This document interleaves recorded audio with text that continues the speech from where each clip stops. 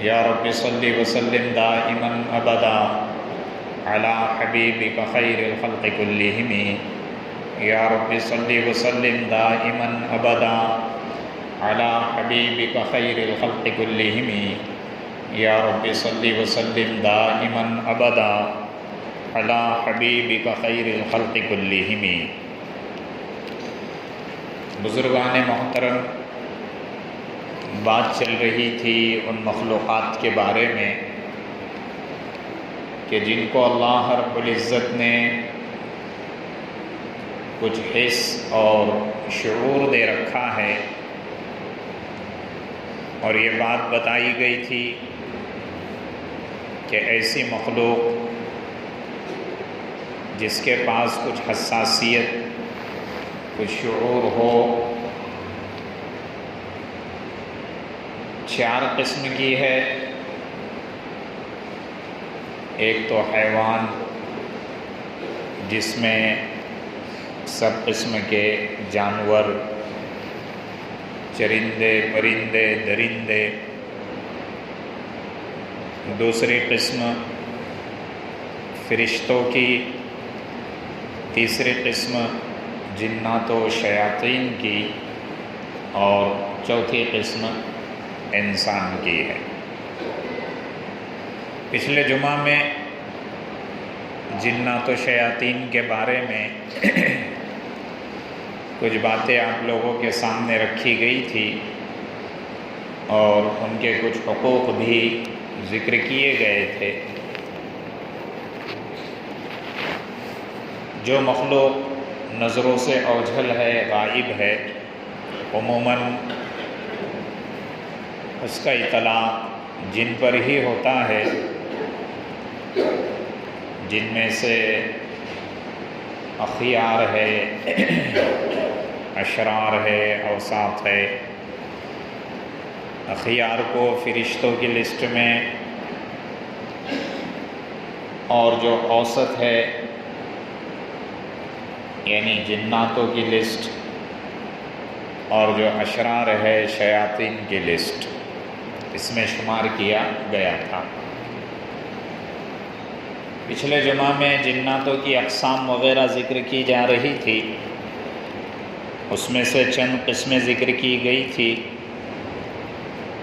یہ بات بتائی گئی تھی کہ بہت ساری جناتوں کی قسمیں ہیں۔ اس میں ایک قسم عامر ہے، جس کی جمع عمار آتی ہے۔ جناتوں کی یہ وہ جماعت ہے جو انسانوں کے ساتھ رہتی ہے، ان کے ساتھ رہنے سہنے میں گزر بسر کرتی ہے۔ دوسری قسم جناتوں کی وہ ہے جو کبھی کبھار انسانوں کے سامنے آ جاتی ہے۔ اس جماعت کو ارواح کہتے ہیں۔ اور اس میں سے ایک شریر اور سرکش قسم کی جماعت ہے، جن کو شیاطین کہتے ہیں۔ اور ان سے بھی آگے بڑھ کر اس میں ایک ایسی جماعت ہے جو سرکشی کی انتہا کو پہنچی ہوئی ہے۔ ایسی جماعت کو عفریت کہتے ہیں، جو بار بار انسانوں کو نقصان پہنچاتی ہے۔ پھر ایک جماعت ایسی ہے جو الگ الگ روپ دھارن کرتی ہے، الگ الگ صورتیں اور شکلیں اختیار کرتی ہے، کبھی سانپ کی، کبھی بچھو کی، کبھی جانوروں کی۔ یہ وہ قسم ہے، لیکن اس میں ایک ضابطہ یہ رکھا ہوا ہے کہ جناتوں کی وہ جماعت جو جس کی شکل اختیار کرے گی، اس کو اسی کی طاقت ملے گی، اس کی جو اصل طاقت ہے وہ ختم ہو جائے گی۔ جیسے اگر جنات سانپ بن جائے تو پھر جنات اپنی اصل طاقت ختم کر دے گا، اس کی طاقت ختم ہو جائیں گی، صرف سانپ کی جو طاقت رہتی وہ باقی رہے گی۔ اگر جنات نے گائے کی شکل اختیار کر لی تو پھر صرف گائے والی طاقت رہے گی، جنات والی اصل طاقت ختم ہو جائے گی۔ تو ان کو یہ اختیار تو دیا گیا ہے کہ تم جو چاہے روپ اختیار کر لو، لیکن شرط یہ رکھی ہے کہ جس مخلوق کا وہ روپ دھارن کریں گے اسی کی طاقت ان میں باقی رہے گی، ان کی اپنی اصل طاقت ختم ہو جائے گی۔ اور جناتوں کی ایک جماعت مردہ کہلاتی ہے، یہ مارد ہی سے ہے، سرکش اور نافرمان سے ہے، کہ یہ جماعت سرکش اتنی سرکش ہے کہ آپس میں قتل و غارت گیری کرتی ہے، ظلم و زیادتی کرتی ہے، اس سے بھی پناہ مانگی گئی ہے۔ اور ایک جماعت وہ ہے جو پروں کے ذریعے سے ہوا میں اڑتی ہے۔ اللہ رب العزت نے ان میں سے کچھ کو پردے رکھے ہیں کہ جس کی وجہ سے وہ اوپر کی طرف اڑ کر ایک جگہ سے دوسری جگہ جاتی ہے۔ اور پچھلے جمعہ میں ایک اور قسم ذکر کی گئی تھی کہ وہ سانپ اور کتے کی مستقل شکل اختیار کرتی ہے، اس کے علاوہ وہ کوئی اور دوسری شکل اختیار نہیں کر سکتی۔ اور حدیث کی روشنی میں یہ بات بتائی گئی تھی کہ کالا کتا یہ شیطان ہوتا ہے، اور اس کی وجوہات وغیرہ بھی ذکر کی گئی تھی۔ اور ایک جماعت کا ذکر کیا گیا تھا جناتوں کی، غیلان نامی جماعت، جو بچوں وغیرہ کو پریشان کرتی ہے، راستوں سے مسافروں کو بھٹکا دیتی ہے، ذہن میں ذہول طاری کر دیتی ہے۔ اور ایک دوسرا ان کا یہ کام ہے کہ جناتوں کے اندر یہ جماعت جادوگروں سے مشہور و معروف ہے، جیسے انسانوں میں بھی ہوتے ہیں، کوئی کرنی کرنے والا ہوتا ہے، کوئی سفلی خراب عمل سیکھتا ہے، جادو کرتا ہے، ٹونے ٹوٹکے کرتا ہے۔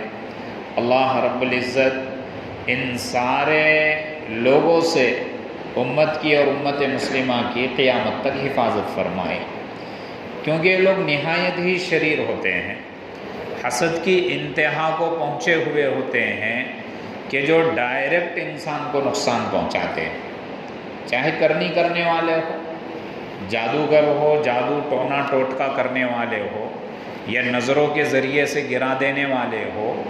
یہ امت کا سب سے گھاتک اور نقصان دائق طبقہ ہے، جو بہت زیادہ امت کو کیا کر رہا ہے، نقصان پہنچا رہا ہے۔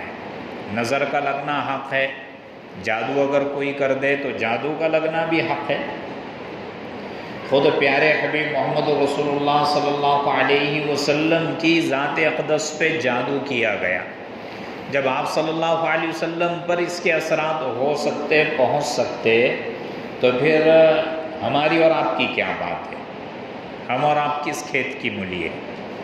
اللہ کے رسول صلی اللہ علیہ وسلم پر جادو کیا۔ کعب احبار، یہ پہلے یہودی تھے، بعد میں مسلمان ہوئے۔ وہ کہتے کہ اگر چند کلمات مجھے یاد نہ ہوتے یا چند کلمات نہ پڑھتا تو یہود مجھے جادو کر کے گدھا بنا دیتے۔ اب حقیقت میں جادوگر گدھا بنا دیتا یا کتا بنا دیتا یا اس کے اوصاف لا دیتا، اس میں ایک مستقل بحث ہے، اختلافی بحث ہے۔ کوئی حقیقت پر محمول کرتا ہے، کوئی صفات پر محمول کرتا ہے۔ بہرحال کسی وقت جادو کی بات آئیں گی، سحر کی بات آئیں گی، تو انشاءاللہ اس وقت اس کو بھی تفصیل سے ذکر کیا جائے گا۔ تو اللہ کے رسول صلی اللہ علیہ وسلم پر بھی جادو کیا گیا تھا، اس کی کیفیت بھی انشاءاللہ کبھی ذکر کی جائے گی۔ تو بہرحال کہنے کا مطلب یہ ہے کہ جیسے انسانوں کے اندر جادوگر ہوتے ہیں، سرکش ہوتے ہیں، جو انسان کو نقصان پہنچاتا ہے، ویسے ہی جناتوں میں بھی ہوتے ہیں۔ اس جماعت کا نام غیلان ہوتا ہے۔ جیسے یہ جادو کرتی ہے ایک جنات دوسرے جنات پر، ایک شیطان دوسرے شیطان پر، تو اس جماعت کو غیلان کہتے ہیں۔ اور یہ جماعت بچوں کو پریشان کرتی ہے، کسی کو بھی پریشان کر سکتی ہے۔ تو یہ جناتوں کی قسمیں ہوتی ہے، یہ جنگلات وغیرہ میں بھی رہتے ہیں۔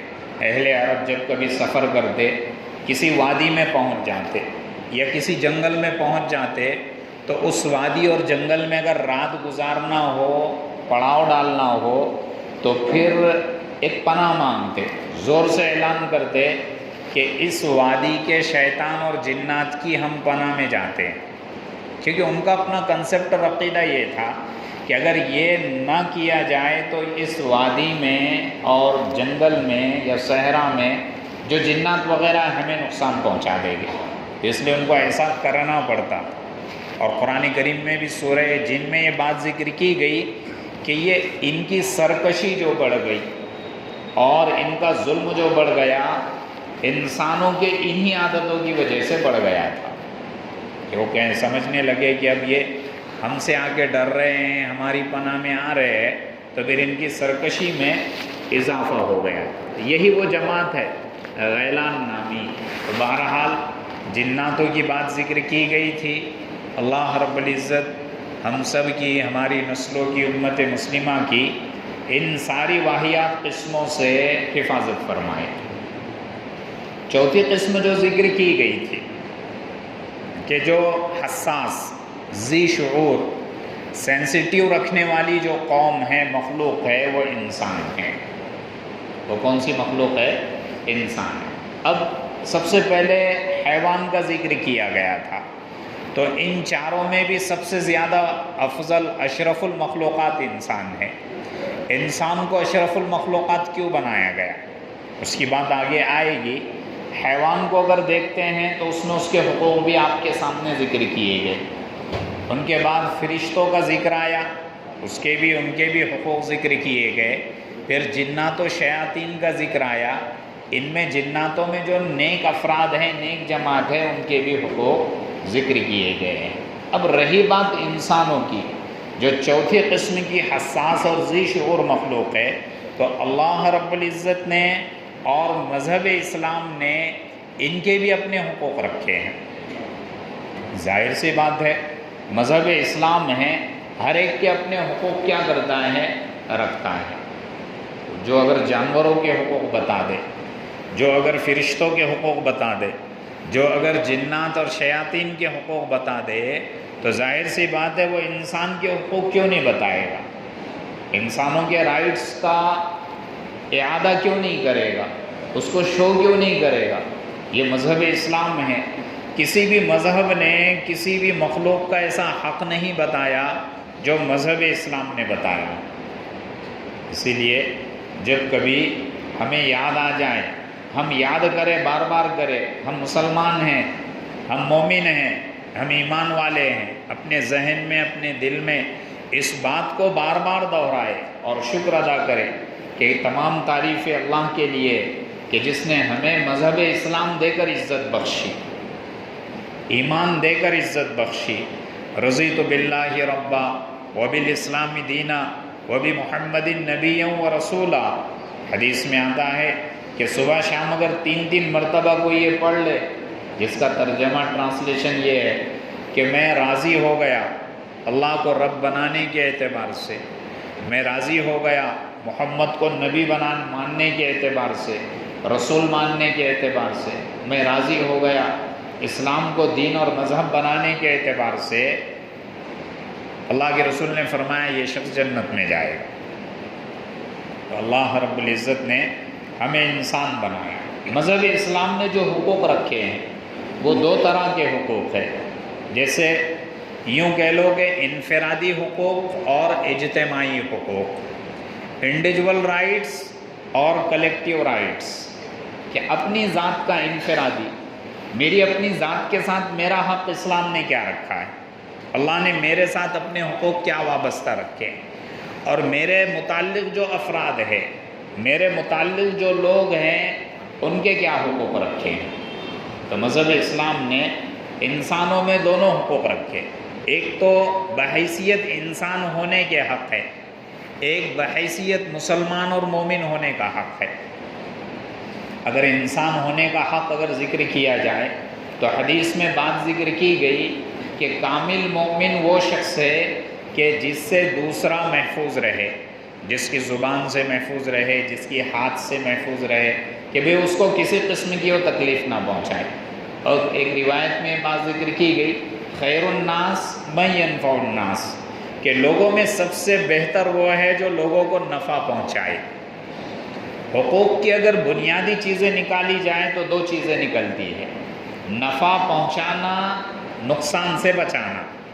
ایک ہے نفع پہنچانا اور دوسرا سامنے والے کو نقصان سے بچانا.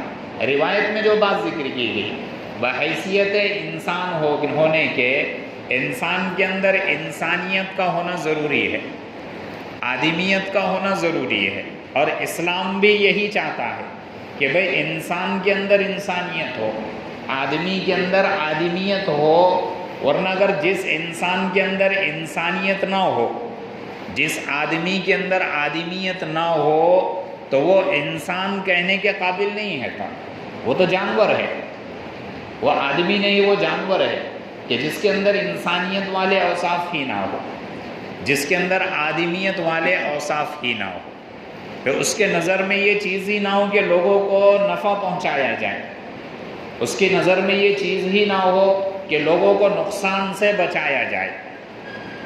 تو انسان کو بحیثیت اللہ رب العزت نے حقوق بھی دے رکھے ہیں۔ تو ایک تو حقوق ہے اپنی ذات کے اعتبار سے کہ بھئی میرے اوپر اپنا کیا حق ہے۔ اللہ کے رسول صلی اللہ علیہ وسلم نے فرمایا کہ ان لجسدک علیک حقا، کہ تیرے اپنے بدن کا بھی تیرے اوپر حق ہے، تیرے اپنے بدن کا بھی تیرے اوپر حق ہے، اس کا خیال رکھنا، خود کی ذات کا خیال رکھنا۔ 5 چیزیں عموماً ایسی آتی ہے جیسے 5 اعتبار سے کہ اپنی ذات کے اعتبار سے ہم اس میں اپنے آپ کو فٹ رکھیں، یہ حق ہے۔ سب سے پہلے دینی اعتبار سے، دینی اعتبار سے ہم اپنے آپ کو مضبوط بنائیں، ہم اپنے آپ کو فٹ رکھیں کہ بھئی میرا اپنا دین کیسا ہے۔ دین صرف یہ نہیں کہ بھئی میں اپنی نماز کو سدھار دوں، دین صرف اتنا نہیں کہ میں اپنے روزوں کو سدھار دوں، دین صرف اتنا یہ نہیں کہ میں اپنے صدقات اور زکوٰۃ کو سدھار دوں۔ زندگی کے ہر شعبے میں دین ہے، انفرادی دین بھی ہے، اجتماعی دین بھی ہے۔ بھئی میری اپنی ذات ہے تو میں اپنی نمازوں کو سدھار دوں، یہ دین کے اعتبار سے، میں اپنے معاملات کو سدھار دوں، یہ دین کے اعتبار سے، میں اپنے تعلقات کو سدھار دوں، یہ دین کے اعتبار سے ہے۔ تو دینی اعتبار سے ہم اپنے آپ کو فٹ بنائیں، اپنے آپ کو مضبوط رکھیں۔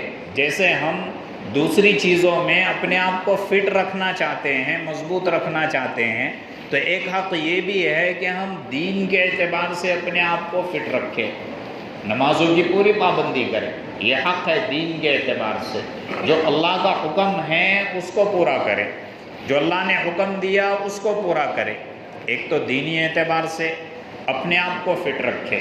دوسرا حق اپنی ذات سے متعلق ذہن کے اعتبار سے ہے کہ ذہنی اعتبار سے بھی ہم فٹ رہیں، ہمارا ذہن فٹ ہونا چاہیے، مینٹلی ہم اتنے فٹ ہونی چاہیے، اتنا فٹ ہونا چاہیے کہ ہم کو ہمارے ذہن کو کوئی ڈائیورٹ نہ کرے، ہمارے ذہن کو کوئی بدل نہ دے، اچھے چیز سے برے چیز کی طرف ہمارے ذہن کو نہ لے جائے، یہ بھی ضروری ہے۔ یہ حق ہے کہ ہم فٹ رہے، اپنے دماغ کو مضبوط رکھیں، اپنی سوچ کو مضبوط رکھیں، ہماری میموری اور یادداشت کو مضبوط بنائیں۔ میموری اور یادداشت مضبوط بنیں گی، ہم دین پر چلے، روزے رکھے، مسنون روزے رکھے، پیر جمعرات کے روزے رکھے، میموری فٹ ہو جائے گی۔ مسواک کا استعمال کرے، ذہنی اعتبار سے آپ مضبوط ہو جائیں گے۔ آپ قرآن کریم کی تلاوت کریں، ڈپریشن سے نکل جائیں گے۔ کسی بھی طرح کا کتنا بڑا پریشر دماغ پہ کیوں نہ آ جائے، یہ وہ چیزیں ہیں جو مجھے اور آپ کو ذہنی اعتبار سے فٹ کر دے گی۔ مسواک کا استعمال ہے، قرآن کی تلاوت ہے، اسی طریقے سے روزوں کا رکھنا ہے، اس سے بھی ذہنی اعتبار سے آدمی مینٹلی فٹ ہو جاتا ہے۔ اکثر و بیشتر لوگوں کے پاس سہولت کی ساری چیزیں موجود ہیں، وہ دنیا بھاگ رہی ہے آرام اور سہولت کے لیے، ان کو دل کا اطمینان مل جائے، ان کو ذہنی سکون مل جائے، لیکن کسی نہ کسی ڈپریشن کا وہ لوگ کیا ہی شکار ہے، نہ جانے نیند کی گولیاں کھا کھا کے 12 گھنٹے سو رہے ہیں تاکہ ذہن کو کیا مل جائے، سکون مل جائے، لیکن سکون نہیں ملتا۔ تو ذہنی اعتبار سے فٹ رہنا یہ حق ہے۔ اللہ پوچھے گا ہم نے صحت دی تھی، کیسی بنائی، کیسی کٹائی، کہاں پہ لٹائی، کہاں پہ ختم کر دی۔ یہ ساری چیزیں ہیں کہ ایک تو ہم دینی اعتبار سے اپنے آپ کو فٹ رکھیں، یہ حق ہے اپنی ذات کا۔ دوسرا ہم ذہنی اعتبار سے اپنے آپ کو فٹ رکھیں، یہ بھی ہمارا حق ہے۔ اور تیسرا جذباتی اعتبار سے ہم اپنے آپ کو فٹ رکھیں، ایموشنل نہ ہو جائے، کہیں جذبات میں اتنے نہ بہہ جائے کہ ہم گناہ کرنے لگ جائیں، جذبات میں ہم اتنے نہ بہہ جائیں کہ ہم غلط راستوں پر چلے جائیں، جذبات میں ہم اتنے نہ بہہ جائیں کہ ہم غلط فیصلے لے لیں، ہم خوشی میں کچھ بھی فیصلے لے لیں۔ تو جذباتی اعتبار سے ایموشنلی بھی ہم کو فٹ رکھنا یہ ضروری ہے، یہ ہمارے اپنی باڈی کا حق ہے جو اللہ کے رسول صلی اللہ علیہ وسلم نے فرمایا ہے۔ ورنہ جذبات میں آ گئے، خوشی میں آ گئے، فیصلہ لے لیا، بعد میں خود پریشان ہو رہے کہ یار میں نے چپ کر لیا ایسا، بس جذبات میں تھا اس لیے بول دیا، جذبات میں تھا اس لیے میں نے کر دیا۔ تو جذبات کنٹرول میں آنا بہت زیادہ ضروری ہے۔ اللہ رب العزت نے نکاح کا حکم دیا ہے کہ نکاح کرے، نکاح کرے، یہ سنت ہے، بعض مرتبہ فرض ہو جاتا ہے۔ تو اس میں جو ایک علت ہے، ایک وجہ ہے شادی کرانے کی، وہ وجہ یہ ہے کہ لڑکا اور لڑکی کے جذبات بے لگام نہ ہو جائے، اس کے خیالات بے لگام نہ ہو جائے، یہ ہے جذبات پہ لگام لگانا، جذبات کو کنٹرول میں رکھنا۔ تو ایموشنلی بھی فٹ رہنا یہ ضروری ہے، یہ حق ہے۔ اگر ہم جذبات کو بے لگام کر دیتے ہیں، جذبات میں بہہ جاتے ہیں اور خراب چیزیں، خراب راستوں پر چلے جاتے ہیں، تو پھر یہ ہم اپنے باڈی کے خلاف کر رہے ہیں، شریعت کے خلاف کر رہے ہیں۔ قرآن کریم میں ذکر کیا وَأَعِدُّوا لَهُم مَّا اسْتَطَعْتُم مِّن قُوَّةٍ، یہ اللہ کا حکم ہے۔ اللہ فرما رہے کہ اپنی طاقت کو بناؤ، جس چیز میں طاقت کی ضرورت پڑے گی اس کو حاصل کرنا یا اس کو لینا ہے فرض کے درجے میں آ جاتا ہے، یہ سنت اور شریعت کے درجے میں آ جاتا ہے۔ تو تین چیزیں ذکر کی، چوتھی چیز ذکر کی جسمانی اعتبار سے فٹ رہنا ضروری ہے۔ بہن جسمانی اعتبار سے فٹ کیسے رہ سکتے ہیں؟ آج تو اموات اتنی ہو رہی ہے کثرت سے، ہر ایک کو دھاک لگا ہوا ہے، ہر ایک کو فکر لگ گئی جسم کی، باڈی کی، ہر ایک فٹنس کے پیچھے دوڑ رہا ہے کہ فٹ رہنا ہے، فٹ رہنا ہے۔ موت سے سب کو ڈر لگ چکا ہے، موت سے سب گھبرا رہے ہیں۔ فٹنس کے لیے بڑی بڑی چیزیں استعمال کی جا رہی ہے، آدھے سے زیادہ پیسہ جو کمائی ہے آج انسانوں کی، یا یہ کہ دنیا جو کما رہی ہے، دنیا جو کما رہی ہے آدھے سے زیادہ پیسہ، یوں سمجھ لو اگر 90% بھی کہا جائے تو چلے گا، دو چیزوں پہ خرچ ہو رہی ہے، دو چیزوں کے ذریعے سے ہو رہی ہے۔ ایک تو عورتوں کی میک اپ اور فیشن کی چیزوں سے، ایک تو یہ، اور دوسرا فٹنس کی چیزوں سے۔ ہر کوئی آج فٹنس کی طرف دوڑ رہا ہے کیونکہ ڈر لگ گیا کہ اچانک موت آ جائے گی۔ موت تو آنا ہے لیکن فٹ رہنا ضروری ہے۔ یہ فرائض میں سے ہے کہ میں اپنے آپ کو فٹ رکھوں جسمانی اعتبار سے، جتنی بھی چیزیں ہیں۔ اب اس میں سب سے پہلے غذا آتی ہے، تو اچھے سے اچھی غذا کھائے، جو اویلیبل ہے عمدہ سے عمدہ غذا کھائے، حلال غذا کھائے، اپنے آپ کو فٹ رکھے۔ حلال غذا کھائیں گے تو نیک اعمال کی بھی توفیق ہوگی، اگر حرام غذا کھائیں گے تو پھر بدعمالیوں کی طرف جائے گے۔ جو پیٹ میں جائے گا وہ عمل سے باہر نکلے گا، یہ بات ذہن میں رکھے۔ جو پیٹ میں جائے گا وہ عمل سے باہر نکلے گا۔ عمدہ اور طیب چیزیں، حلال چیزیں پیٹ میں جائے گی تو نکلنے والے اعمال اور اخلاق بھی حلال اور پاکیزہ ہوگے۔ لیکن اگر پیٹ میں حرام چیزیں جائیں گی تو پھر نکلنے والے اعمال بھی حرام نکلیں گے۔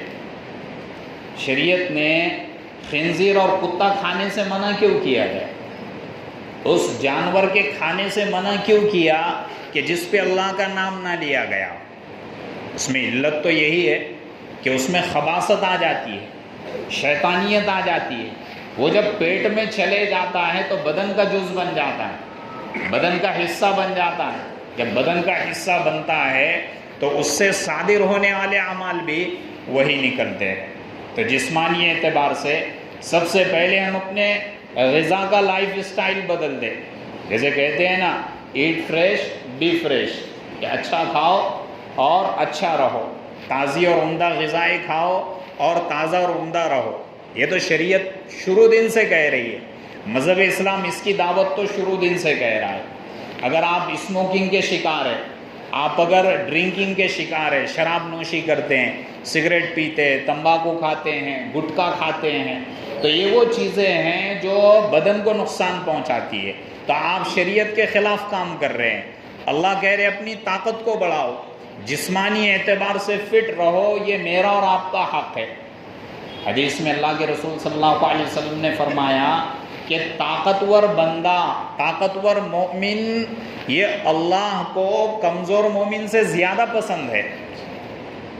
ایک ہے طاقتور ہے اور ایک کمزور ہے، نڈھال ہے، تو اللہ کو طاقتور بندہ، طاقتور مومن یہ زیادہ پسند ہے۔ کیوں؟ اس کا سجدہ طاقتور رہے گا، نماز میں کھڑے رہے گا تو اس کا قیام طاقتور رہے گا، اس کا رکوع طاقتور رہے گا، اس کا روزہ طاقتور رہے گا، اس کے اندر صبر اور جفا کشی زیادہ رہے گی، جو اللہ کو سب سے زیادہ پسند ہے۔ اور کمزور اگر رہے گا تو سجدہ بھی کمزور، اسی طریقے سے قیام بھی کمزور، دیگر عبادتیں بھی اس کی کیا ہو جائیں گی؟ کمزور پڑ جائے گی۔ اسی لیے فرشتے نوجوان کی عبادتوں پر، نوجوان کے سجدوں پر رشک کرتے ہیں۔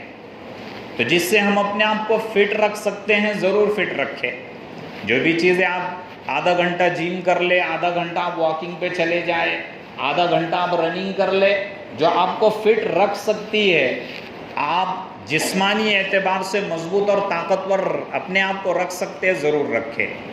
یہ قرآن کا حکم ہے اور حالات بھی اس کی اجازت دے رہے ہیں۔ آج کل کے جو حالات ہیں، آگے جو حالات آنے والے ہیں، اس میں مجھے اور آپ کو فٹ رہنا ازحد ضروری ہے۔ جتنی چیزیں میں نے بتایا، دینی اعتبار سے فٹ رہنا یہ بھی ضروری ہے، جسمانی اعتبار سے فٹ رہنا یہ بھی ضروری ہے، ذہنی اور جذباتی اعتبار سے فٹ رہنا یہ بھی ضروری ہے۔ یہ فرض کے درجے میں ہے، جیسے نماز فرض ہے ویسے فٹ رہنا فرض ہے۔ اس لیے اپنی صحت کو، خصوصاً نوجوانوں کو میں گزارش کرنا چاہوں گا کہ اپنی صحتوں کو موبائل کے ناد میں خراب نہ کر دے۔ اپنی بنی بنائی طاقت جو اللہ نے نعمت دے رکھی ہے، اس کو ادھر ادھر نہ بہا دے، اس کو ادھر ادھر ختم نہ کر دے۔ یہ صحت ہے، اللہ نے تندرستی دی ہے، ہیلتھ از ویلتھ، تندرستی ہزار نعمت ہے۔ جو بیمار ہے، جو اچھے نہیں ہو رہے، ان سے پوچھو تندرستی کیا نعمت ہے۔ جو ہاسپٹل میں پڑے ہوئے ان سے پوچھو کہ تندرستی کیا چیز ہے۔ تو اللہ نے ایک بہت بڑی نعمت دے رکھی ہے، ہم اس کو بچائیں، ہم حفاظت کریں، ہر وہ چیز ہم اپنائیں، ضرور بھی ضرور اپنائیں کہ جس سے ہماری طاقت بڑھ سکتی ہے، جس سے ہم ہر اعتبار سے فٹ ہو سکتے ہیں۔ تو 5 چیزیں ذکر کی گئی۔ ایک تو ہم دینی اعتبار سے اپنے آپ کو مضبوط بنائیں، یہ حق ہے۔ دوسرا، ہم ذہنی اعتبار سے اپنے آپ کو مضبوط بنائیں، یہ بھی حق ہے۔ اسی طریقے سے جذباتی اعتبار سے ہم اپنے آپ کو مضبوط بنائیں، یہ بھی حق ہے۔ جسمانی اعتبار سے چوتھی چیز، اور 5ویں چیز ہے مالی اعتبار سے اپنے آپ کو مضبوط بنائیں، یہ بھی شریعت میں مقصود ہے۔ بھئی دنیا آپ اتنی کماؤ، حلال دنیا آپ اتنی کماؤ کہ آپ کی طاقت بن جائے۔